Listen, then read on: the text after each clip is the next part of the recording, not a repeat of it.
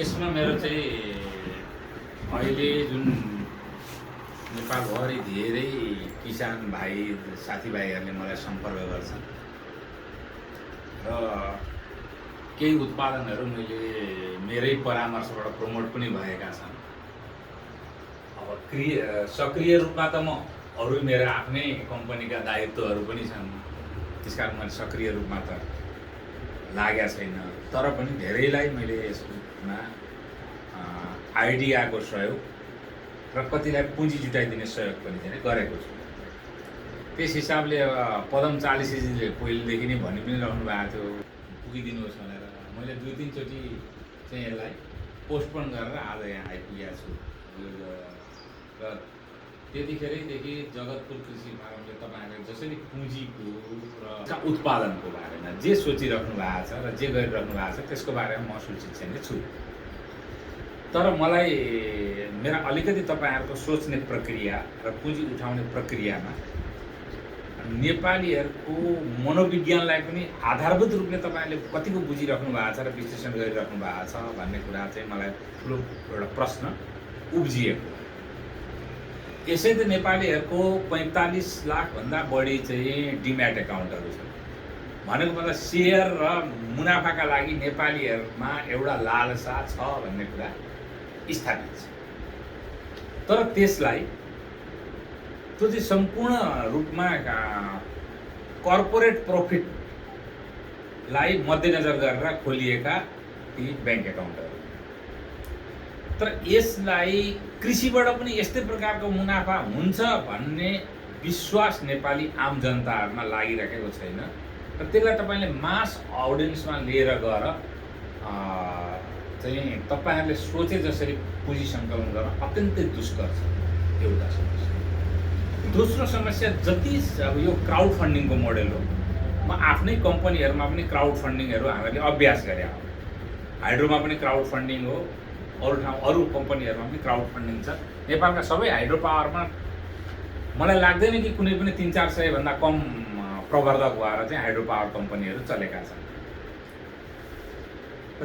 त्यसकारण हाइड्रो पावरहरू पनि क्राउड फन्डिङै हो। तपाईँहरूको यो कन्सेप्ट पनि क्राउड फन्डिङमा आधारित छ। साना साना सेयर धनी धेरै उत्पादन गर्नु। तर जति सानो पुँजी तपाईँले बढी संलग्न गराउनुहुन्छ, सानो पुँजीबाट तपाईँलाई कम्पनी व्यवस्थापन गर्नका लागि व्यवधानहरू र गनगनहरू त्यति नै धेरै आउँछ।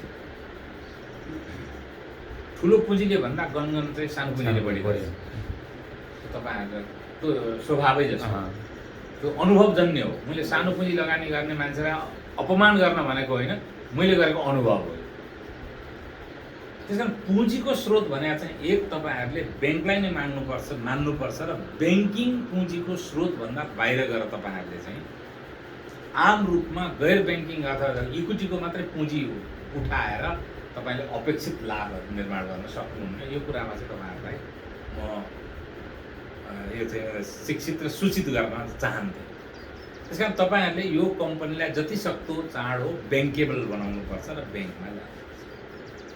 एउटा र ब्याङ्कमा जानु हो भने कृषिमा तपाईँलाई अब तपाईँको उपयुक्त परियोजना भयो भने ब्याज दर पनि त सरकारले 5% ब्याज रिबेट दिएको छ। तपाईँ 11% कुनै ब्याङ्कले लियो भने पनि तपाईँले त 6%मा पाउनुभयो नि त। 5% सरकारले त्यसको त तपाईँहरूलाई त सब्सिडी दिएको छ ब्याजमा। फेरि तपाईँहरू कुनै चाहिँ मतलब कृषिमा कर्जा उठाएर चाहिँ घरघरेरी किन्ने मान्छे त होइन। तपाईँहरूले सही जाने भौतिक रूपले यहाँ आएर थलगत रूपमा हेर्दाखेरि कृषि नै गर्नुभएको छ। त्यसो तपाईँहरूलाई त्यसमा पाउन पनि गाह्रो छैन। र हुन त अहिले ओभरअल नेपालको पुँजीको समस्या नै अहिले क्रेडिट क्रन्च भन्छ, कर्जाको अनुपलब्धताले धेरै ग्रस्त छ। कर्पोरेट र रिटेल कर्जा चाहिनेहरूले कर्जा पाइरहेका छैन। यसलाई सम्बोधन गर्न सरकारले तात्विक नीति परिवर्तन गरेन भने कृषि मात्र होइन कसैले पनि कर्जा पाउने स्थिति छैन। यो चाहिँ तपाईँहरूसित केही सम्बन्धित भए पनि अलग विषय हो। यसका बारेमा पहिले पनि केही बोलेको छु, पछि अरू बोल्ने मेरा चाहिँ लेखहरू पनि आउला। यो तर तपाईले जानुपर्ने चाहिँ बैंक हो र तपाईले अब मास अडियन्स अथवा क्राउड फन्डिङमा भन्दा तपाईहरुले चाहिँ मलाई लाग्छ कि 80 लाख करोड रुपियाँ चाहिँ मतलब क्राउड फन्डिङबाट अथवा बढी उठाइसक्नु भएको छ।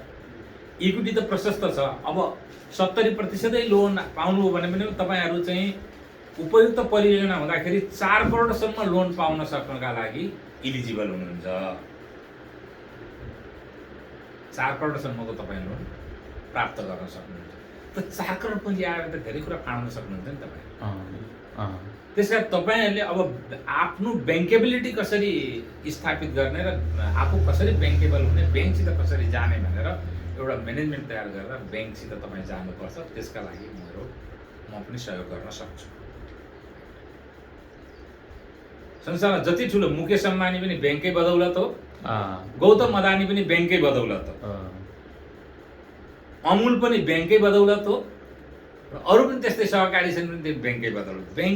ब्याङ्कमा नगइकन संसारका अहिले चाहिँ टप 10 धनाढ्यहरू पनि ब्याङ्कै कारणले निर्माण भएका छन्। र नेपालमा जस्तो जग्गा र घरको मात्रै सम्पत्ति उनीहरूको होइन, उनीहरूको त अझ के भने स्टक एक्सचेन्जले निर्धारण गर्ने सम्पत्ति हुन्छ। स्टक एक्सचेन्ज लुड्क्यो भने सम्पत्ति घट्छ, स्टक एक्सचेन्ज बढ्यो भने सम्पत्ति बढ्छ। त्यसमा तपाईँहरू ब्याङ्कमा जानुपर्छ, पहिलो कुरा पुँजीको। दोस्रो अब चाहिँ जमिनको कुरा गरौँ। तपाईँले भिडियो गर्दै हुनुहुन्छ। हजुर। जमिनको कुरामा पनि तपाईँहरूको मात्रै समस्या होइन। जमिनको समस्या बडो मलाई अचम्म लाग्छ। म अहिले एउटा अध्ययन गर्दैछु। काठमाडौँबाट विराटनगर कुनै दिन जहाजमा जानुभयो भने तपाईँले जहाजबाट कोशी प्रोजेक्ट अन्तर्गतका नहरहरू कसरी गएका छन् सबै ठाउँ देख्नुहुन्छ। त्यत्तिकै नहरहरू गएका छन्। नेपालमा पहिलो चाहिँ राणाकालीन चन्द्र नहर पछाडि सायद सबभन्दा ठुलो मात्रामा सिँचाइ गरेर बनेको परियोजना भने कोशी नै हो। र कोशीले सुनसरी र मोरङ सिँचाइ धेरै गरेका छ त्यतिखेर। आजसम्म आउँदाखेरि कति त्यसले कृषि उत्पादन बढायो होला। अब नहर बनाउँदा के हुन्छ भने बिचबिच एउटा गेटबाट चाहिँ तपाईँले पानी छाड्नलाई त गेटहरू बनाउनुपर्छ। नहरको दुवैतिर चाहिँ सडक जस्तो हुन्छ, फिडर रोड हुन्छ। अब अहिले तपाईँले हेर्नु हो भने नहर जहाँ जहाँ पुगेको छ, नहरको सँगसँगै फिडर रोडसित बजार विस्तार हो। र नहरको छेउको जमिनहरू प्लटिङ भएर बेच्न थाल्यो।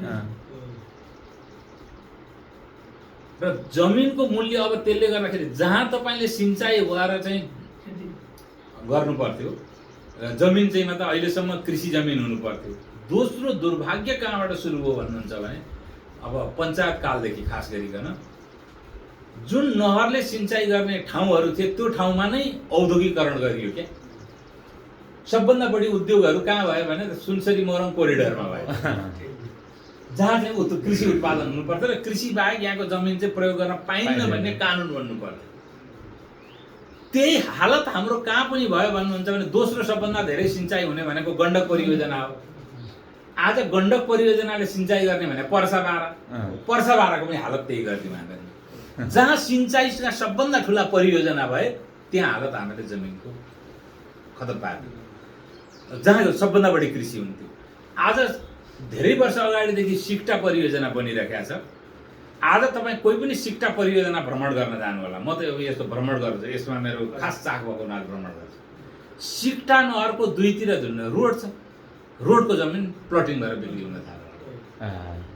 त्यो नहर चाहिँ प्लटिङ गर्नलाई बनाएको हो कि तपाईँ सिँचाइ गर्नलाई बनाएको हो? त्यसका नहर बनाउँदाखेरि र यो जमिनको उपलब्धतासित सिधै गाँसिएको कुरा हो। यसले गर्दाखेरि हरेक जमिनको अब मूल्याङ्कन कसरी हुन थाल्यो भने मेरो जमिनमा कति उत्पादन हुन्छ भनेर कुनै नेपालको जमिनको पनि मूल्याङ्कन हुँदैन।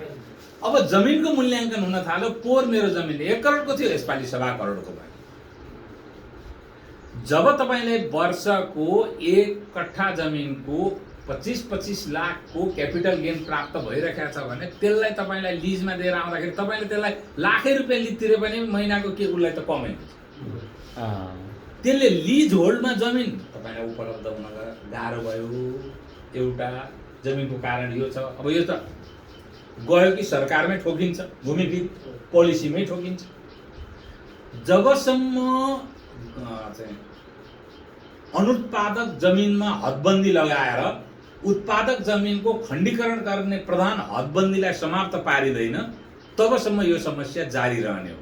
र सरकारले नीति अब के भने जमिनको मूल्य कसरी घटाउनुपर्छ भन्नेतर्फ केन्द्रित हुनुपर्छ, जबकि जमिनको मूल्य बढाएर चाहिँ अब राजस्व वृद्धि हुनेतर्फ हाम्रो नीति अहिलेसम्म अगाडि बढिरहेको अवस्था छ। 3 करोड जनसङ्ख्या, 60 लाख परिवार, 60 लाख परिवारलाई कतिवटा घरघडेरी चाहिने हो हामीलाई थाहा छैन कि 60 लाख भन्दा बढी घरघडेरी त काठमाडौँमै भइसक्यो। अब भइसक्यो भनेपछि व्हाट वी आर डुइङ।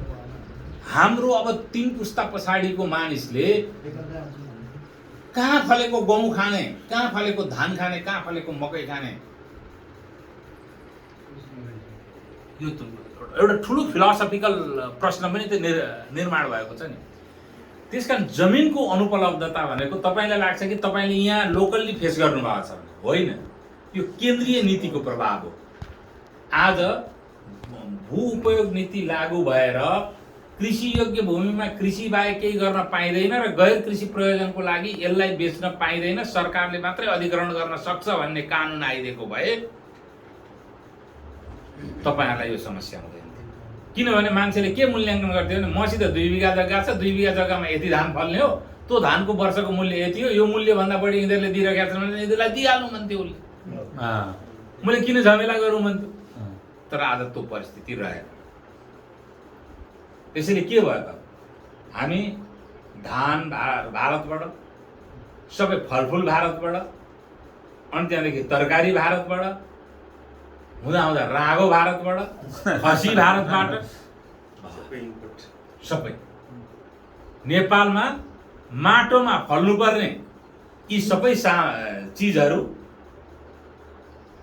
यसको सट्टा माइतीघर माण्डलामा राष्ट्रवाद फलेको छ। हाम्रो दुर्भाग्य हो, नीतिमा कन्फ्युजन फलेको छ, माइतीघर माण्डलामा राष्ट्रवाद फलेको छ। हाम्रो देश आयातमा पूर्ण रूपले निर्भर छ र हाम्रो साँच्चै भन्नुहुन्छ भने राष्ट्रियता दिन प्रतिदिन कमजोर भएर गइरहेको छ। पारीपट्टि 5 लाख रुपियाँमा चढ्ने गाडी, वारीपट्टि 30 लाख रुपियाँ छ।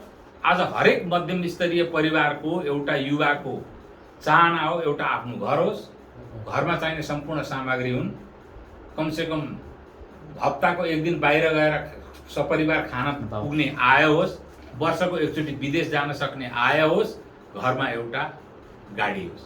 त्यो हरेक मध्यम स्तरीय, आज गाडी विलासिता होइन, आधारभूत आवश्यकता हो।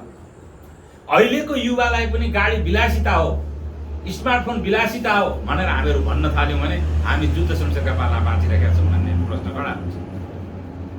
यो कति दुष्कर बनाउँदैछौँ हामी। पारी युरियाको उपलब्धता के छ, बोर्डरवारी युरियाको उपलब्धता के छ, किसानको हालत के छ भने तपाईको जीवनै यस्ता परिस्थितिको लागि न्यौछावर गर्नु, राष्ट्रवादको नाममा न्यौछावर गर्न आम जनता आजको दिनमा तयार छ कि छैन? त्यसले राष्ट्रवाद कमजोर भएको छ कि छैन? आज सारा डिबी र चाहिँ त ग्रीन कार्ड भनेको के हो? त राष्ट्रवाद कमजोर भएको हो कि होइन? यो परिस्थिति तपाईलाई लाग्छ कि यहाँ लोकल्ली जगतपुर कृषि फार्मको होइन, यो राष्ट्रिय समस्या हो। अब त राष्ट्रिय समस्या हो, राष्ट्रिय समस्या जसले समाधान गर्नुपर्ने हो तिनीहरूले समाधान गर्दैन। अब तपाईले लोकल्ली के गर्ने भन्ने कुरा, लोकल्ली तपाईले जमिनको तपाई किन्ने कुरा छोड्नुहोस्, सकिँदैन, लिजमा जानुहोस्। तपाईहरु अहिले सब अर्बन एरियामा हुनुहुन्छ, रुरल एरिया ताक्नुहोस्, अब ग्रामीण एरिया ताक्नुहोस्।